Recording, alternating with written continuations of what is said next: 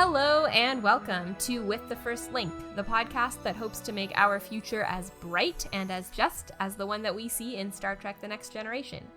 And we think that one way to do that is to recap and discuss the entire series, one episode at a time, doing our best to look at it all through an anti-oppression, pro-diversity, anti-racist lens. I am Ruthie Kauper-Samushi. And I'm Matthew Simone, and today we'll be talking about Heart of Glory. This episode was written by Herbert Wright and D.C. Fontana and directed by Rob Bowman. It first aired on March 9th, 1988. We have recently joined the Trek Geeks podcast network. It's so exciting. We're so excited about this. We're really happy to be here. If you are already listening to us, this probably won't affect you very much, but you can now listen to us through the Trek Geeks app or through their website. Yeah, so Trek Geeks is a large Star Trek community podcasting network. There's a number of other really cool shows on there that are looking at everything from like some of the new series, some of the old series like Enterprise, but also like Discovery, Picard. There's a new one starting that's looking at Prodigy, the new animated Star Trek series. And so there's a number of really cool shows on there. So in addition to continuing to listen to us, we welcome or invite you to also check out the other members of the larger Star Trek community family that we've been adopted by. Yeah, and we're really happy and excited. Yeah, it's super exciting. So thank you for everyone who's been supporting us up till this point. And of course, the Trek Geek community. It's a pretty cool thing to have happen to Star Trek podcasters. Yeah. And if you found us through the Trek Geeks network, hi, welcome. Hello. We're excited to have you listen. We hope you like it. Yeah. All right. Should we have our check-in? Yeah, what's on the menu for today's check-in, Ruthie? Okay, so in this episode, we see a little bit about kind of the tension that Worf holds between his Klingon identity and living in a society that has no other Klingons. Yeah, let's talk about that idea of living in two different worlds. First of all, I was born in Canada. I was too. And my parents were also born here. But my grandparents on both sides of my family moved here from somewhere else. Mm. Well, my grandparents on my mother's side are still alive. And it was my grandfather on that side who got me into space. But I watch them sometimes and I wonder what it's like if they feel like they're living in two worlds. And I try to compare that to like times that I feel like I'm living in two worlds, which is entirely different, I think, than someone who might have actually come from a whole other place. In this case, a whole other planet. But I wonder if that's experience that sometimes people feel like coming from other places and immigrating to new countries is like, I wonder if they sometimes feel like aliens in another world. I mean, I was just, when you were talking about that, I was thinking of, I've seen a lot going around recently about like two different Canadas. Oh, okay. And like, Canada for settlers and Canada for Indigenous people. For sure, especially recently. Right? Yeah, there's been a lot of attention, which is important. I wonder if when your world is invaded and another society is kind of imposed on it, does that feel like living in two worlds? Yeah, definitely. Yeah. So before we got started, yeah, in our preamble, you had said that there are times that you feel like you're living in two different worlds. When is that, Ruthie? When do you feel like you're living in two different worlds? Hard to really articulate. I've talked before about how I can be anxious about certain things. And one thing that I get anxious about, I don't know why, but I do, is introducing my friends to each other.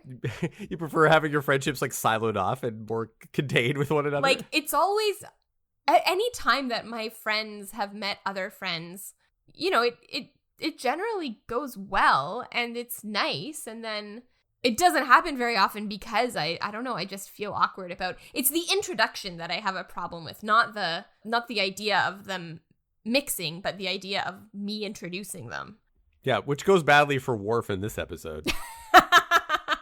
Good point. Right. Yeah. This is what I grew up with. I saw this happen. I was like, oh, I don't want that to happen to me. These worlds can't mix together. But so I just sometimes feel like, and okay, here's a funny thing that happens as a result of that. If I enter a new phase in my life, so okay, when I graduated from university and I started teachers college, I met all these new people, right? Mm-hmm. And it was very nice, and and then I was chatting with someone or I was hanging out with someone who had gone to high school with, and that was also nice. And then this story is very long and circuitous, but then I was talking to someone I'd gone to university with, and I just assumed that person from university knew my friend from high school because they were both from like a previous stage in my life. And then I was like, no, but those are still two different stages.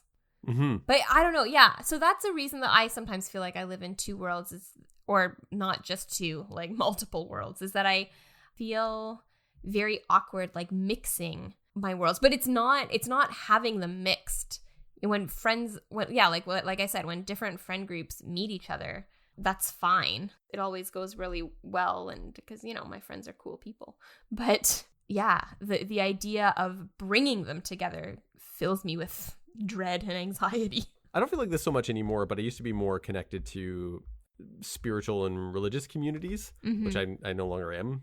But in the past, like I still was very much had a foot in the scientific space cosmology world, which was dominated by like atheist and secular sentiments, but then also had a foot in like religious communities, and people in both often found it hard to figure out how I could coexist in one or the other. Right. Sometimes like one group was made uncomfortable that I was part of a spiritual community. The other group felt uncomfortable I was part of like a secular science community. Some people find that easier to straddle those two worlds.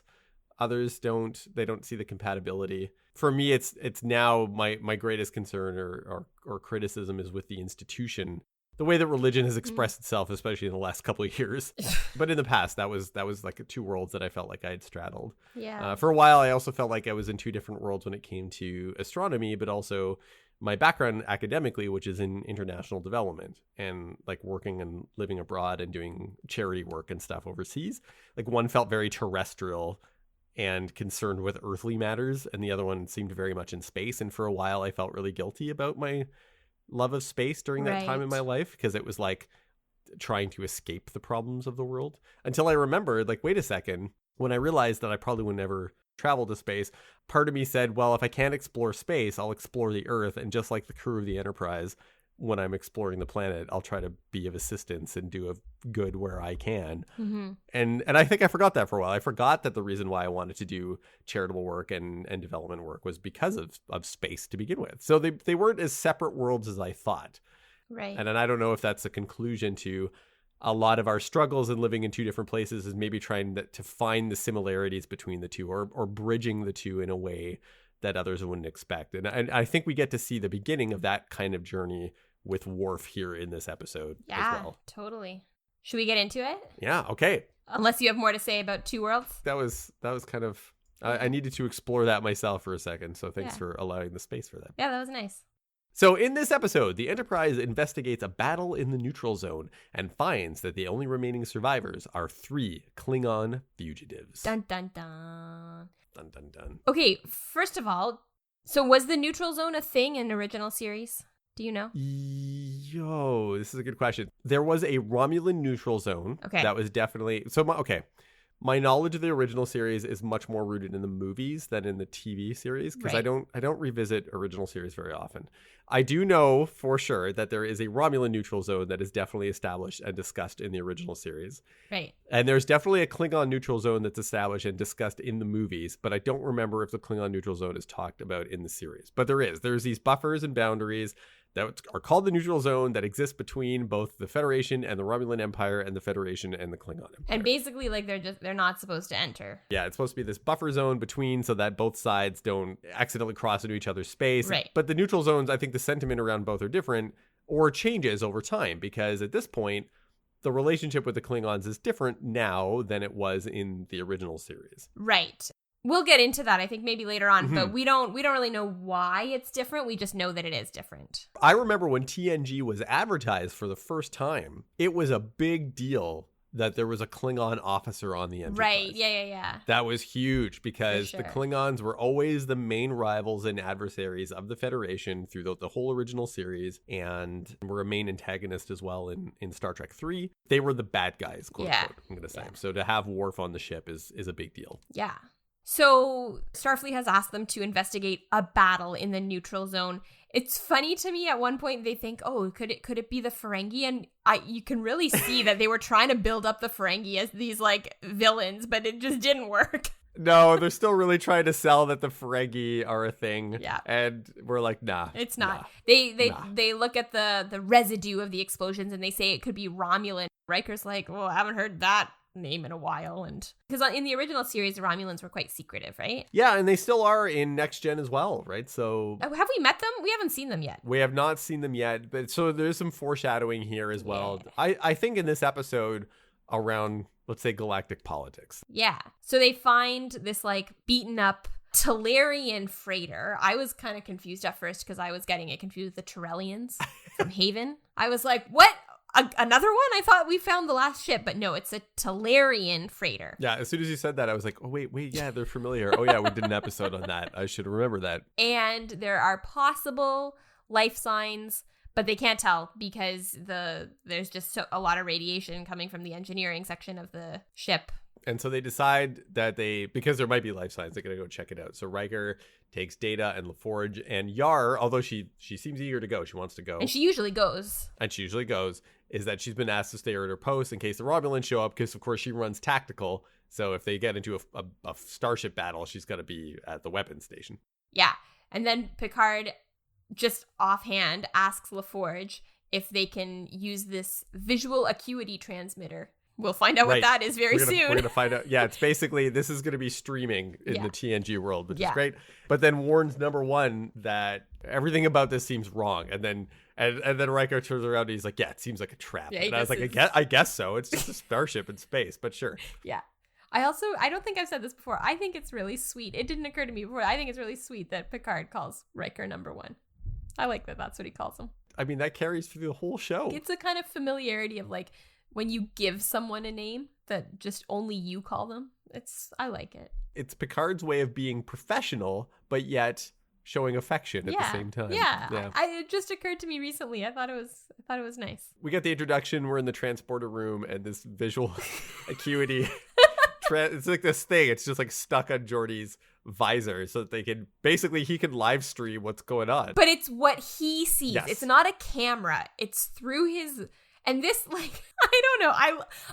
I literally like burst out laughing at one point during this because I was just like, what? Why is this happening? Because it's okay. First of all, did they not have remote cameras in the late 80s? Like they're talking about this, or the 24th century. Well, like, okay, like we have them now clearly, but when this episode was being written, did they not have anything like that? Because they're talking about it as if it's so amazing. But then it's like they're not actually seeing things that they know how to interpret. They're seeing things that Geordi knows how to interpret. Which I guess is useful, kind of. I mean, this is okay. They never come back to this idea again, by the way. Like we never not even later in this same episode. No, not even in the same episode. It doesn't factor. I thought it would be a plot point, but no.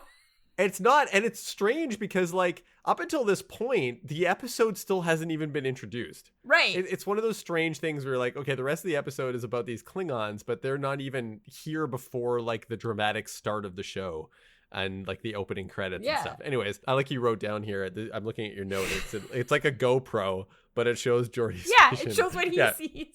Yeah, it's Geordi Pro. That's a good one, yeah. So they arrive on the ship, and it's very damaged, and LaForge turns on the transmitter. So on the main viewer, they are seeing what he sees, and everyone's, like, amazed by it. And Picard is saying, like, I'm beginning to understand him. Which and I don't, so weird.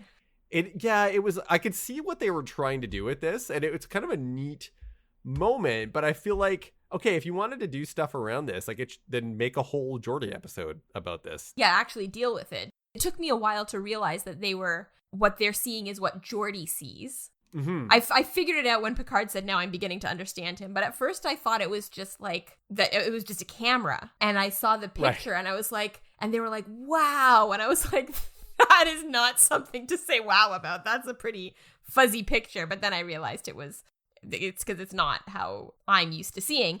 But then Picard, like, they go in this, he's like, what is that? What is it? To the left. No, go back. And it's so clear that what he's looking at is Riker. Like, it's so clear. It's a humanoid form. And it's very obviously Jonathan Frakes. Like, it's his shape. And when LaForge is like, oh, that's Commander Riker. And he's like, oh, he just looks like a mess to me. Like, yeah, and they're asking, like, how can he make out what everyone's looking at? And LaForge says, which makes sense. He's like, well, if you're in a noisy room, how do you select one specific voice? So it looks like he filters out which one he wants to see. And when he looks at Data, he sees an aura. Of course, he's an android. Isn't that what you see? Yeah. And I was like, okay, but I feel like LaForge knows. Wouldn't he know what humans see or don't see? Is that a fair point? I felt like it was a forced writing point to try to show dissimilarity, but that I don't know, because I felt like Well, I think there are two different versions of this, depending on which episode you watch. In some of them, Geordi is born blind, and if in others, he had vision when he was a kid. I don't know. I think they always stick with him being born blind. Okay, but then it would make sense that he wouldn't, maybe he wouldn't know. You wouldn't You're right. know how other people see. I mean, that's true. But it is a little, I don't know, I think Geordi's like, he's kind of amused by it, or at least that's how LeVar Burton plays it, that like, of course, he's an Edward. He seems to be like, yeah, amused by how amazed Picard is. Amazed everybody is, by what he can see. Anyways, I like these moments with LaForge, and I wish that,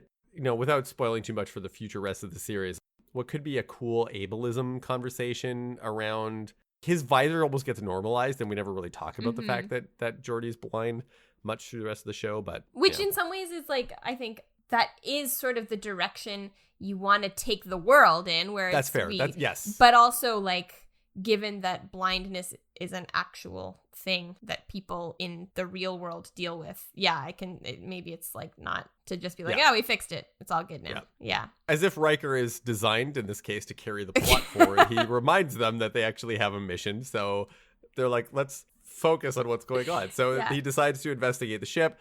There's lots of gas leaking. There's disconnected pipes. Like the ship's messed up. And so to get to the life signs, they need to go around engineering. There's an amazing exchange with that. Yeah, Riker's like, what's the safest way around? And Data says all routes are equally dangerous. And LaForge is like, well, which one's the least dangerous? He just said they're equally dangerous. What they're saying then is that means they're equally safe and dangerous. All of them are bad. And they're all the same amount of bad. And then Geordi notices, because of what his visor can see, that there's a fissure developing in one of the bulkheads. And so, like, what we see and what Riker sees is just like a wall.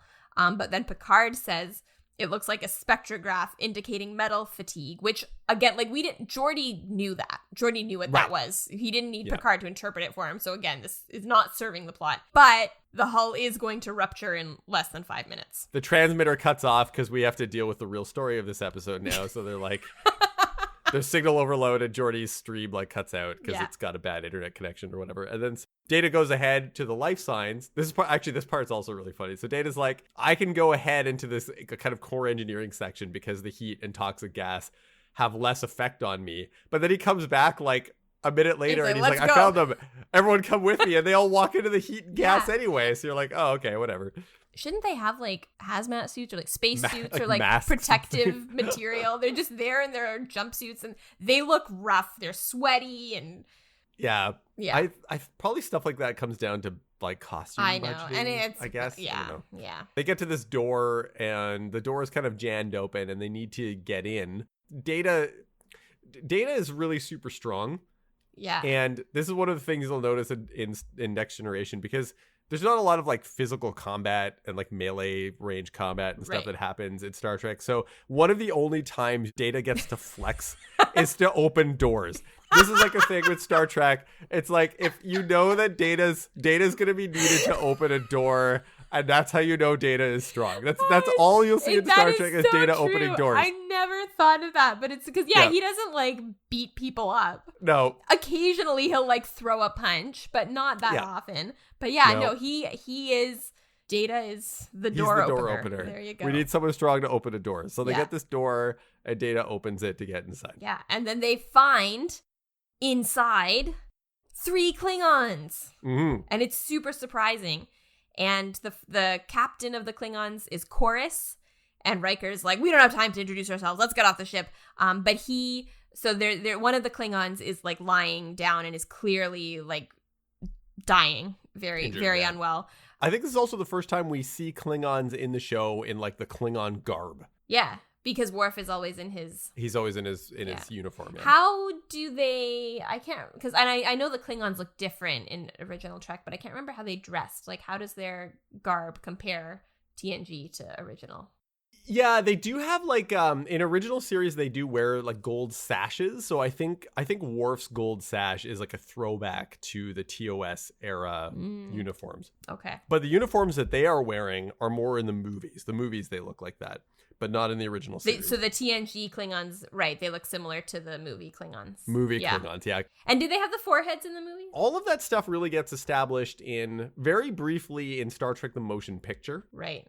We see like what the bridge of a Klingon ship looks like, the uniforms, the heads, but it's only like for the first 3 minutes in the opening of Star Trek the Motion Picture, which I think is actually a movie that gets dumped on way too much. I think that movie's actually really good. And then we don't really see a lot about Klingons again until Star Trek 3, which is another movie that I feel like gets dunked on too much. So a lot of movies, like a lot of the stuff we know about Klingons gets established in 2 movies that often I feel like are underrated. No one likes, yeah. I have seen each of those movies once, and both of them were with you at like 12 or 13 years ago, I feel. If you want to do a rewatch at any time, let me know. Well, you got mad at me the last time I made you do a rewatch because I made you, well, not mad, but I made you watch Star Trek 5. Okay, well, that one has it's got some good points, but there are a lot of low points in that movie. It is the one film that I'm like, out of all the Trek, you can skip. Yeah. Anyways. So Chorus is the captain, and he insists on carrying the dying officer himself. Yes. Then this was interesting. So Picard sends Yar to the transporter room to greet them, which makes sense because... security. Yeah.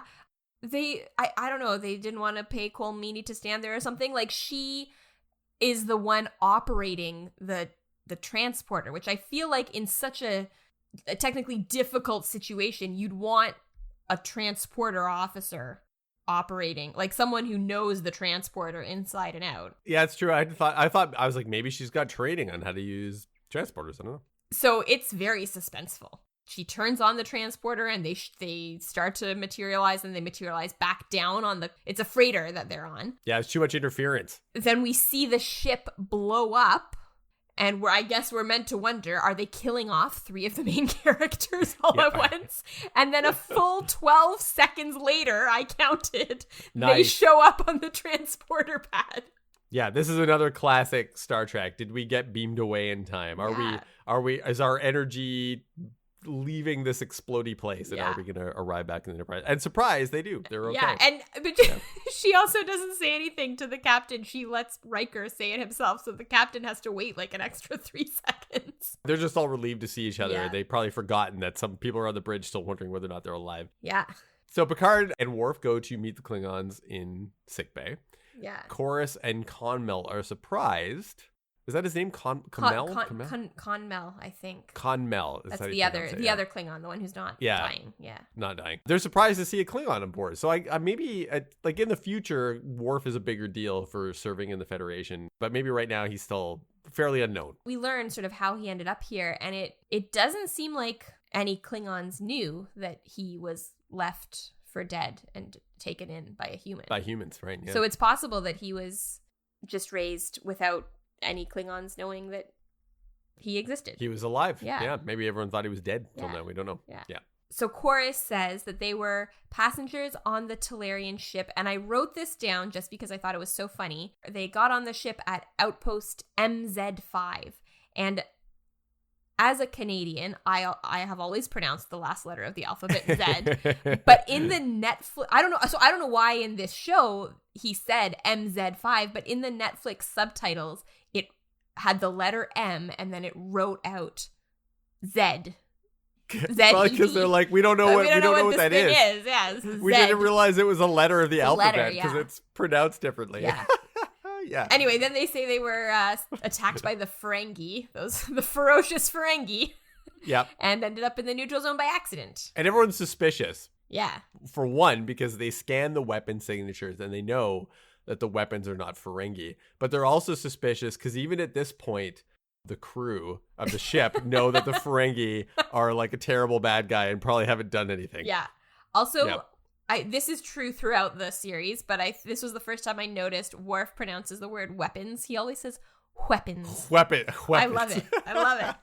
Weapons. Yeah, that's true. The weapons were not Ferengi. Weapons were not Ferengi. Like even Picard at this point, it's like he wants to know more about what's going on. Yeah. Because even he's suspicious here, and the Klingons are like, we're tired and we're hungry and we don't want to talk about it right now. So Picard's like, okay, fine. Yeah. You go off to quarters. He's not satisfied. The conversation's not over. It's not over yet. Worf takes them to their quarters, and Picard at this point is like, no, it's okay. We don't need a security team. Worf can deal with anything that might come up. And then it's a really brief scene where the Klingons are in their quarters, and then Picard's like, your other comrade is not going to make it. Yeah. So, and back in the quarters, they're almost trying to goat him into like an that was the word I was looking for. Goad him. Yeah. They're wondering about how Worf's time on the Enterprise and in the Federation has changed him. Yeah. They say, what is it like for the hunter to lie down with the prey? So immediately they already established this relationship that they call it a human ship. And I find that this is common for Star Trek. Is still like the Federation is still referenced as a human construct. Especially I feel in early TNG. Yeah. And I knowing that Earth was one of the founding members of the Federation, and Starfleet and Federation headquarters is always on Earth, yeah, I think. San Francisco. Yeah, but I'm guessing by this point, like, humans would be totally outnumbered in terms of just like membership in the Federation, considering how many worlds are a part of the Federation. But anyways, yeah, they establish like this like kind of alpha relationship, and they want to know if that's impacted Worf, and Worf's like, are you making me angry? And they kind of calm down, and they're like, we just want to see if it was even still possible to do that, like to see if you're alive in there. Worf's reaction kind of reminded me of a thing that I saw a while ago, but that was like about people who are kind because they have to be. Basically saying that like those people are strong. They have been on the receiving end of unkindness. Not all people who are kind, but a certain kind of kind people.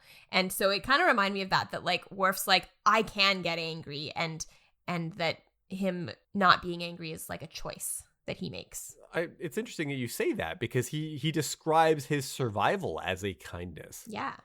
To them. They're like, well, what happened to you? And I think this is a little bit later. He talks about this, but he does mention that it is a kindness that saved his life. Yeah. Picard informs Chorus that the other Klingon is not going to make it. So they all go to sickbay, and we see what happens. I guess this is what happens when a Klingon dies. So Chorus holds his eyes open and looks into his eyes as he lets out, I guess it's like a death rattle. The dying Klingon is like straining to breathe. And then they howl. Yeah. Chorus and Conmel and then Worf all look up at the ceiling and howl. And there's like a medical officer behind them who's like shocked. Yeah, like what's going on? Yeah. They're like, we did our best job. Don't yell at us. They're like, no, it's part of it. It's part of it. It was interesting, the contrast to what so often we see happen when people die is that their eyes are closed by somebody. But in this case, like the eyes are open. So to contrast that trope, here they are holding someone's eyes open. Yeah. To look up and yell, and then they have this scream. Yeah. Conmel takes like a spur off of the boot of the Klingon who just died. Yes. And then when Crusher asks if they would like anything in particular done with the body, Chorus says that it's only an empty shell now. Please treat it as such. Yeah, treat it as such, yeah. There's like a really brief glimpse we get as Worf and Chorus and Conmel are walking down the corridor. We see like a parent saying like, be careful to like a kid around the Klingons. I totally missed that. I did not see it. It was really small, yeah. That comes back later. And then we get this scene where they ask how Worf came to be part of Starfleet. And he says Romulans attacked the Khitomer outpost and he was left for dead. Like he was left under rubble, basically. And then a human Starfleet officer found him, took him to Galt, which was his home planet, I guess, and told his wife to raise Worf as his son. So I was wondering, does that mean that like his dad was off serving Starfleet and wasn't there to raise, the fact that he told his wife to raise him and that wasn't a joint thing? Yeah, I think this is, so when I watched this, having watched, I tend to watch more of the later seasons of TNG. Yes. This actually seemed unfamiliar to me. So I think this is stuff that also, because we meet Worf's foster parents later in the series. And my understanding is that he was actually raised on Earth in Russia. Oh, and so I think this, unless I'm wrong, I think this story is also one that evolves later. Yeah. And we don't actually learn how old Worf was, but it was before the age of inclusion. So whatever that is on the Klingon homeworld. But one thing I was thinking I was thinking about it again when we were talking about Worf not having any contact with other Klingons, I don't think this story would, or at least should, be written the same way today. Oh, yeah. I think there's a lot more understanding with adoption, and especially like across cultures. And there's a big problem with like countries that are in crisis. So there's like, there'll be a crisis of some kind, and then these kids, people are like, oh, there are all these orphans on this poor country. Let's bring them over here and adopt them. But it's like those kids have families. Mm-hmm. So, and it kind of feels like, I mean, the idea is that everyone died, but this Starfleet officer who found this little Klingon kid, I think perhaps now, with this understanding of that kind of thing that happens, a more responsible writing would be that he then took this kid to the Klingon homeworld. Right. As opposed to being like, you're mine now. Which is interesting you say that, because that is kind of how the story ends up evolving. Because Worf's family died in this attack. So he has no family. Yeah, no, but even like the way that things in the real world happen is that like, okay, maybe they don't have, maybe their immediate family or their family is But dead. It doesn't mean he can't go back home. Yeah. Right. Yeah. So that, I think at the time this was written, I'm not trying to say that like it was totally okay at the time it was written, because I think right. Still a problem. But like this particular part of the storyline to me sounds a lot more like adoption stories of like the 80s than something that would happen now. If they weren't two equal, or I say equal powers in space, it would have a bit of a colonialistic. Yeah.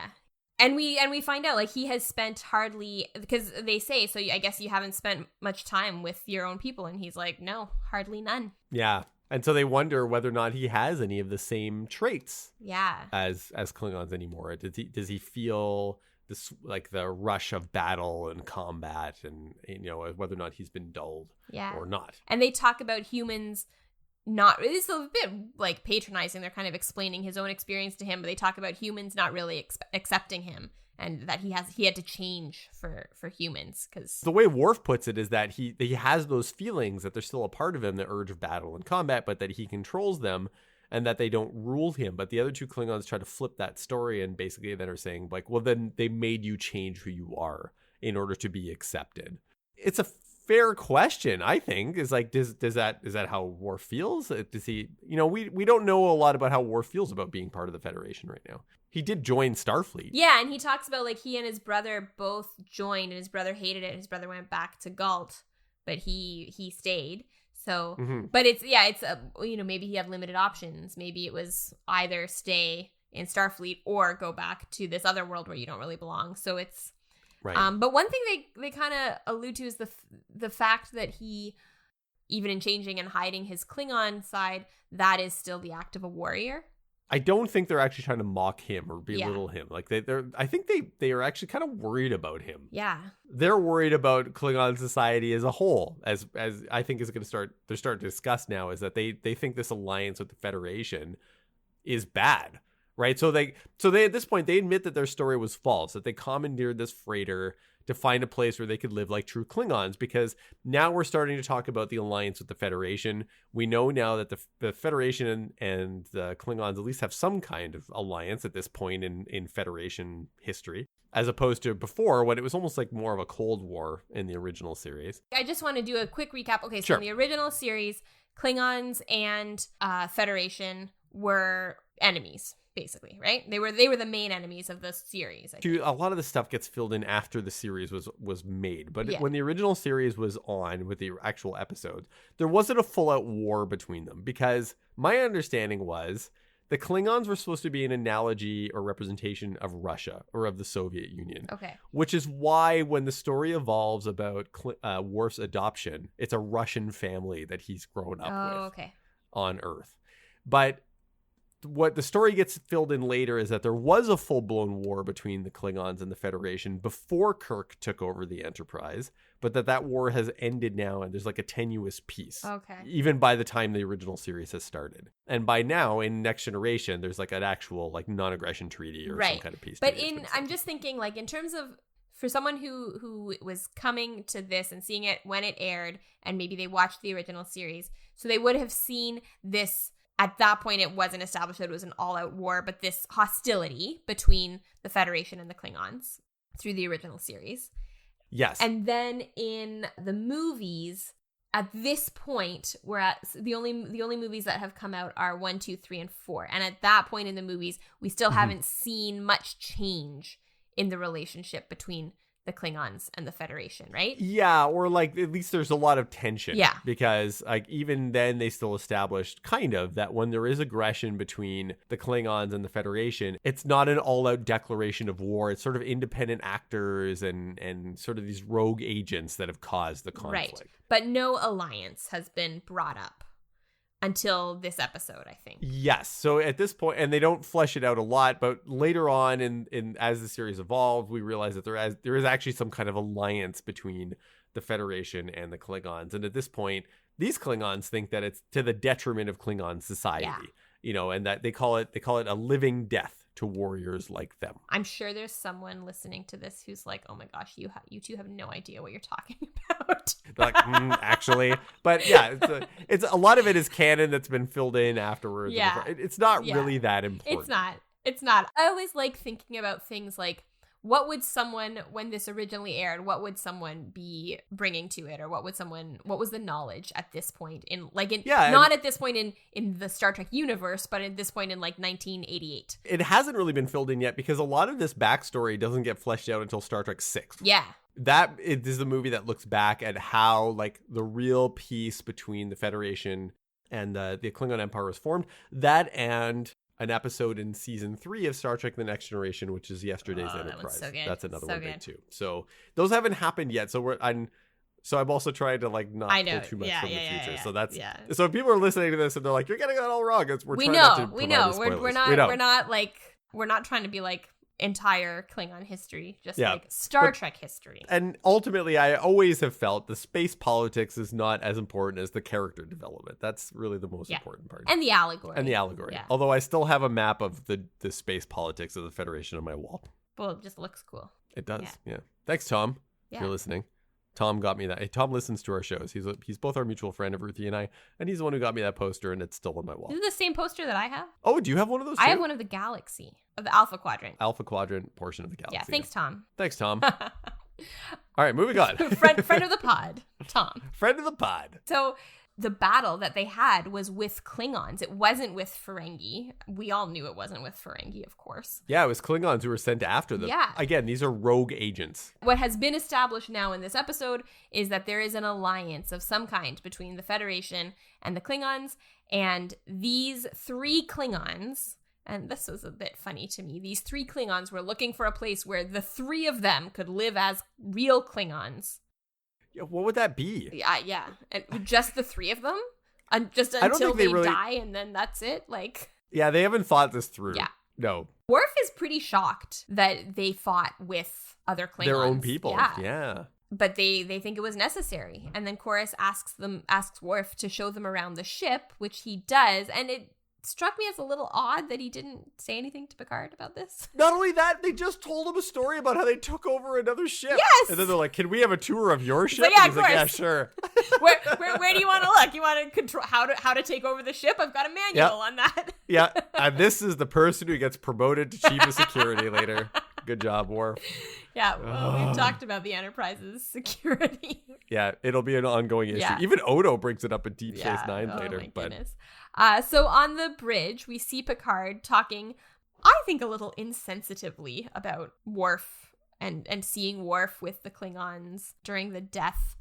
He's like, it was like looking at a man I'd never seen before. I feel like what he was trying to say is that maybe he himself, because our beginning conversation was about living in 2 worlds. Right. I felt like what they were trying to get at here was that they've become, it's like they've forgotten, in a way, it's like they've kind of forgotten that Worf is of a completely different culture. Like, Like he's been assimilated. Yes, that he's been assimilated. Even though that word has different meaning at this point in Star Trek. Not yet. Not yet. Yeah, and so when they say it, it seems like a different person. Like, well, these are parts of his culture that everyone's just kind of or maybe even never put in the effort to know. Yeah. So we get a couple short scenes where Data says that long-range sensors are picking up another vessel, and so they're keeping an eye on that. And then there's a brief scene in engineering where Worf tells Chorus and Conmel that their values are outdated. And then we go back to the bridge, and they're talking about Picard doesn't understand why they howled. The Klingons howled. And Data says, and I think this is pretty amazing, Data says that it's to warn the dead that a Klingon warrior is about to arrive. I think I want someone to howl when I die, to warn the dead that I'm about to arrive. That's a sad thing to think about in the future when you're not here anymore, Ruthie. But if you want me to howl when you die, I will totally do that. I will. I don't actually want people to howl. I want the dead to need to be warned that I'm going to join them. I want to be that awesome. Whoa. You know? Yeah. It is something to aspire to, I think.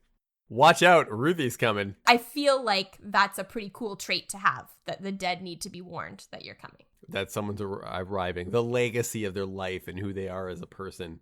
It's kind of a neat ritual, I think. I think that's why, like, they say afterward, and it'll be repeated later, is that the body is empty, because the essence, everything that's about the person is now in the afterlife, and that's why that warning had to happen. And that's why this is just an empty shell now. Yeah, I think I like it. I also find certain death rituals very comforting. So I can see this also as like this is for the living, that it's almost like a celebration of how amazing they are. So the approaching vessel is Klingon. Yes. We find out. And it's the first time we've seen like that classic Klingon ship appear in Next Generation, and like the Klingon music starts and everything. And Picard tells the commander of the ship, Kinera, that they investigated the battle and that they've rescued Chorus and 2 other Klingons, one of whom has died. Yeah, and then Kinera tells Picard what we just found out, which is that they're rogue. Yeah, they're rogue. They're criminals, that they clearly have destroyed the Klingon cruiser that was sent to bring them back. And he wants them returned to the Klingon ship as soon as they're in transporter range. Right. So Picard's like, okay, where are they? And Tasha Yar is like, oh, they're near the battle bridge with Worf. Like, yeah, they're just like, oh yeah, no big deal. Yeah. During the tour that they had of the ship, Worf tells them like that during battle the ship separates. Yeah. Which is that like supposedly exciting thing that the Enterprise is supposed to do during combat that we never really see much after. Yeah. This, so. Well, because actually even at the beginning of the episode, they're like, should we separate? And Picard's like, no, not yet. And it's almost like, He's like, no, that doesn't make for good television. Let's not do that. No. Yeah, we're not gonna. It's not that exciting. It turns out that thing it's not as exciting as we thought it was. At this point, Picard tells Yar to take a security team. Yeah. And not to tell Worf, and tells Riker, like, I think number one, we can't assume anything. As they're looking at the battle bridge, and the 2 Klingons are expressing a lot of interest in it, Yar and security come to take them into custody, and they're like, no, Worf, don't let her. And there's like a very dramatic commercial break where like he's looking back and forth. And then after the commercial break, this little kid runs out of the turbo lift towards Chorus, and Yar is like, no, go back to your mom. Chorus like picks the kid up, and Yar is like, oh no, we got a hostage situation. But Chorus almost looks confused, like he's like, why am I holding this? And then he hands the kid to Worf, and Worf gives the kid back to the mom. It's a really weird scene because I was like, it was like they didn't know exactly what they wanted the main point of tension to be in this moment. Like, did they want it to be Worf trying to decide between sides? That's what it looked like at first. Originally, at first, it was like him looking to, the Klingons and then to like Yar and the security team. And you're like, okay, it's like, he's not sure where his loyalty lies in this moment. But then all of a sudden they have this kid come in and now it's like a hostage situation, but then it's not. It's an awkward scene. Yeah, because it did look kind of like Chorus was giving this kid to Worf as like a test to see if which side he would choose. Once they take them into custody, Worf is like super indignant, and he says that Klingons don't take hostages. That's a coward's move. Right, and it's so why did Chorus pick up this kid? Yeah, it is weird. This was a different era. I don't know. But I think at the same time, like, he's trying to The one element I think that I'll give Michael Dorn credit in this. I think he plays Worf in these scenes as if he wants to like these Klingons more than he does. Yeah, I like that. I like that. He wants to feel more pride in them as like kinsmen, as fellow countrymen. But at the same time, he has been critiquing their views and as being outmoded and outdated. He tries to defend their actions to Yar, but I think at the same time, he is pretty skeptical and suspicious of them as well. Yeah. Yeah. They're in custody. This isn't the usual No, brig. they clearly hadn't designed that set yet. It's just a room. Just somewhere. It's a room with a force field. Chorus and Conmel say something to each other in Klingon. They're clearly planning something. Yep. Worf goes to the bridge and Picard tells him what's going on and that these two Klingons are going to be taken to the Klingon ship. And Worf is upset that they're going to be tried and executed. He is conflicted. And it's interesting, too, that Picard and Riker kind of talk about that he must feel so conflicted sending his people to their death. The people who he is sending them to are also his people. Yes. Picard says that at one point to Worf in this episode, too. He's like, I do appreciate the difficulty this whole situation must be. And Worf thanks him for that. It's one of these things that we'll see later on in the future, too, that I do appreciate about Picard, is that Picard always tries to be as empathetic as possible to what Worf feels in these circumstances, in being in two different places and in two different worlds. And that makes sense because Picard he's a diplomat. I would say he's a diplomat, and I also think that he is a kind person. Picard? He cares about Worf. Yes, I think he does. I think he does. I agree with you. Yeah. The captain of the Klingon vessel hails the ship. Yeah. And Worf asks, he says, I know this is against regulation, but can I address him directly? Yeah. He walks forward. He says something in Klingon and he gets a response in Klingon. And he pleads on behalf of the other two Klingons. Basically what he's saying is, I understand something needs to happen, but not to be just executed. Yeah. Let them go live somewhere. He said, what burns in their eyes fires my soul. And part of me longs for that time. And that's his own way of showing empathy as well. Yeah. Worf lives in this world where he recognizes that this truce with the Federation is necessary. It makes sense. He works for the Federation. He works for Starfleet. Totally. But part of him also understands their viewpoint and the fact that they feel so out of place in this time of peace between these two great forces in the galaxy. Yeah. And what he wants is for them to be sent, he says, to the Hali system, which is not a place that I am familiar with. It's a great place to live. It is. It's good. Is it? Yeah. But a great place to die, I guess. Oh, ouch. Because he says that then they can face death on their feet as opposed to tied up or whatever. And Kanera understands, and he says, when one of us dies dishonorably, basically it affects all of us, but still no. Says no. Yeah. So that's no, how it's got to be. Chorus and Conmel are in their little makeshift brig. They weren't searched before going in there. Again, we've got amazing security on the Enterprise because they're making a weapon. They're taking little things and putting stuff together. And one of them just brings a little something up to the force field and just disables it. I feel like an actual door would have been more effective than the force field. I hadn't thought of that, but you're right. Yeah. But they basically have a Klingon disruptor just in pieces of their belt and stuff. And they build a weapon. Yeah. And they kill two security officers. Yeah. And then Conmel's also killed. Yeah.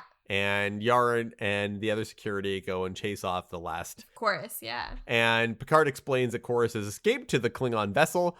And they're like, well, hey, listen, Chorus is a trained Klingon officer, so if you need help, there's no shame in asking us to help, which is a bit condescending. It's about as nice as, I think, or polite as a Klingon captain will probably be. I guess, yeah. But Picard's like, no, we got this. We got this. Because we have our own Klingon. We do. And Chorus goes to engineering. Everyone's like, oh no, what's happening? And he refuses to speak to Picard. He says he's only going to talk to Worf. Only my countrymen, only to Worf. Only to Worf. And then he aims his disruptor that he made at the dilithium crystal chamber. So basically he's threatening to blow up the ship. Isn't there any safety for something like that? That will blow up the whole ship? I think it's designed better. Just out in the open there? Yeah.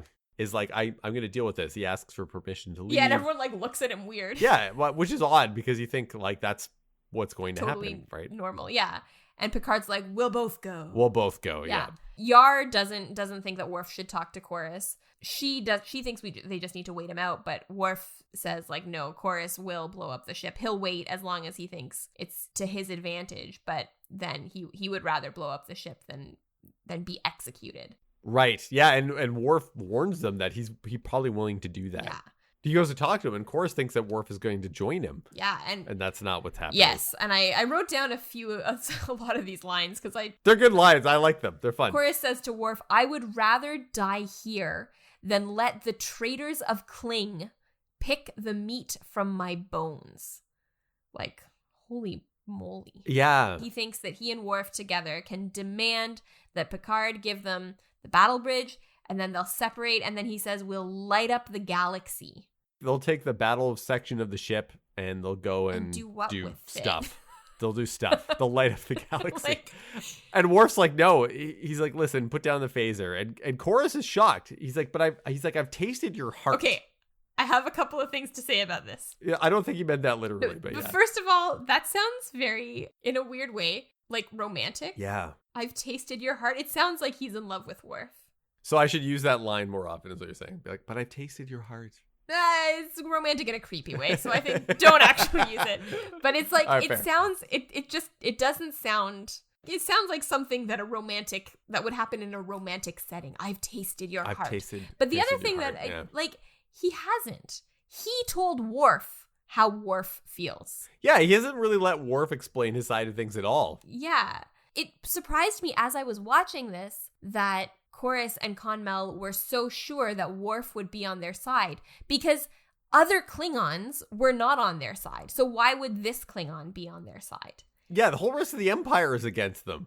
Basically, he's saying this is toxic masculinity, what you want. Whoa. You just want to fight. Toxic Klingoninity. Yeah, and it really sounded to me like in early days of COVID, early, I remember seeing a lot of things where people, usually men, who were defending like their right to have guns by saying like, oh, I'll do anything, I'll do whatever it takes to protect my family, and then they were like, oh, except wear a freaking mask. Like, right. So, and that's what it is, that Chorus and Conmel and the other Klingon, they wanted to fight.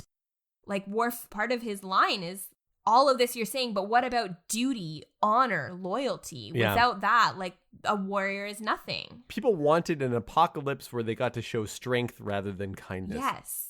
And I think Worf is saying that it's not just about showing strength. You need to show honor. You need to show care, and that this alliance is about that, and that is being a warrior. And again, he uses the word kindness earlier. Like, the whole reason why he's alive and part of the Federation is because of kindness. That has not erased who he is or his culture or his links to Klingon society, but it has shaped it and changed it and influenced it.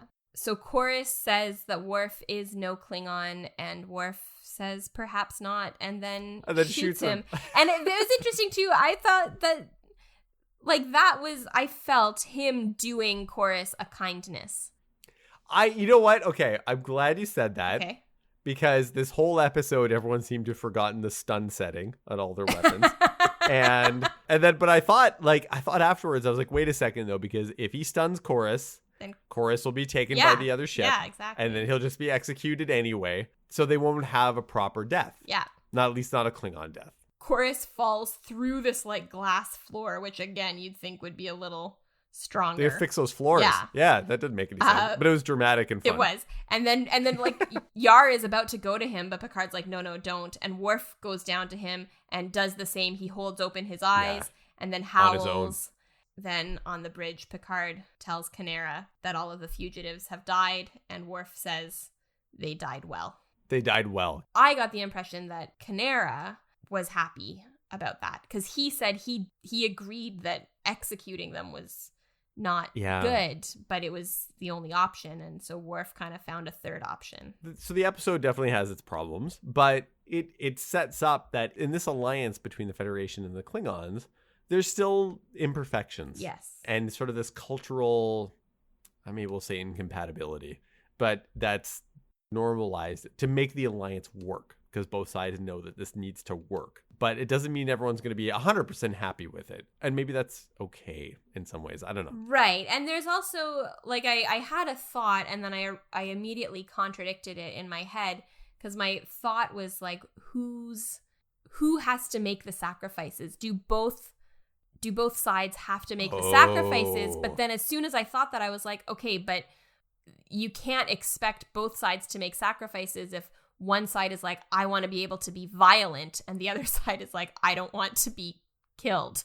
Like, you can't expect both of those sides to make equal sacrifices. Yeah. So it makes sense that the Klingons would have to make that sacrifice, and the rest of the Federation wouldn't have to meet them halfway. Like, okay, maybe you can kill half of us, or, but that does breed resentment when people are like, get entitled about it and are like, well, why should I have to make all these sacrifices? Blah, blah, blah. Like, and will become an ongoing plot point will. In all of Star Trek, is this relationship between the Klingons and the Federation through like all the franchises, all of them, basically, even the new ones like Discovery and stuff. K'Nera tells Worf to consider serving with them, and Worf says that he's honored, and I think that's I think both those sentiments are genuine. Yeah, I think they are. But then the bridge is surprised. The signal terminates, and then the bridge is like, they're all kind of looking at Worf, and then Worf looks at them and he's like, I was just being polite. And that he has no desire to leave the Enterprise. Yeah. Which is nice, yeah. K'Nera repeated the line about their bodies being empty shells, which I thought was a nice full circle moment. Yeah, that because they asked what to do with them, and he's like, whatever, they're just empty shells now. So that's part of their traditions around death. Yeah. And so Picard reiterates that, well, Worf, the bridge wouldn't be the same without you. Yeah. And that from Picard is about one of the best compliments you could really ever have. Yeah, it is. It's nice. I like that it's not like one of those moralistic endings that we got in the early episodes, but it's still like, it still sums it up nicely. Yeah, and this has really tilled the soil for future episodes around Worf and this duality that he'll find himself in the future. I have to say, I love Worf episodes. I love them too. I think they're some of TNG at their best. Yeah. I think there's a reason why they take up so much content in TNG is because if you're going to try to have a Federation work, this is one of the most extreme examples where you have one power, we'll call it the Federation. I don't want to call it an empire. It is kind of an empire, but whatever. You have the Federation that is a power in space that it wants to be devoted to peace. And you have another that's fueled by war and conquest. Yeah. How would you have them work together? So it's if you want to have a lot of really interesting storytelling and tension, that conflict and that tension is going to be a part of it, and it's summarized through his character. And I also think that it is very relevant to stuff going on now, and certainly I'm sure stuff that was going on when the show originally aired, that this idea of like, what is honor and glory and all of those things, and like you said, this one power that finds meaning in war and conquest, but is it war and conquest, or was that just the vehicle that they used for honor? Kind of like what we were talking about just a little while ago about when you said like people wanted an apocalypse where they could fight, not one where they could be like kind. And Worf in this episode, like he says to Chorus, like the fight isn't out there, the fight is inside. Inside. I love that part. It's great. The true test of a warrior is not without, it is within. Here is where we meet the challenge. He's kind of talking about strength is not, again, like you said, Data is the strongest character on the ship, and his primary function of that strength is to open doors, not to beat people up. Yeah. But that doesn't mean he's not strong. It's to create passageways. Yeah, he right? makes space. To create access, Yeah. to make space. Literally. Yeah, for sure. Yeah, absolutely. So there you go. It's all... Oh. Who knew that scene was so important? Data opening I know. the door. I made fun of it, but in retrospect, that's true. I know. Thank you so much for listening to this episode of With the First Link. If you liked what you heard, please feel free to leave us a 5-star rating and a review on Apple Podcasts or your podcast provider of choice. Our cover art was created by Nathan Nunn, and you can find more of his work at nathannunn.ca. Our theme song is An Amazing Adventure by Flame Lion Studio. You can follow us on Instagram at FirstLinkPod, or you can send us an email at firstlinkpod@gmail.com to tell us where you find honor and when you have been living in two worlds. I'm Ruthie. And I'm Matthew. And if you have a couple fugitives in your brig, make sure to search them for secret disruptor pistols.